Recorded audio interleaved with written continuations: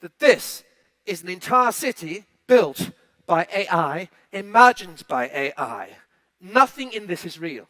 I've been on the board of a $3 billion a year construction company, which works in 70 countries. We help to build the expo that we're in today. We have been using AI as an agent of change. You can design an entire hospital in less than 10 minutes. You give 2 or 3 photos of hospitals that you like, maybe a floor plan of an existing ward structure that you quite like.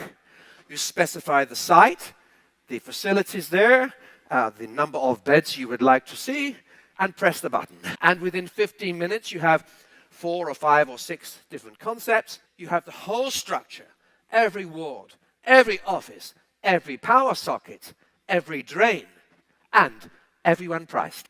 I think it's quite impressive. It's not perfect, but this was not possible 24 months ago. Just tell me, how good do you think this will be in another 5 years? Will it replace human genius? No. No, it won't. AI will reproduce the best of the best, but if you want passion in your community, if you want a sense of relationship, if you want a community to be an inspiring place, this requires human genius as well.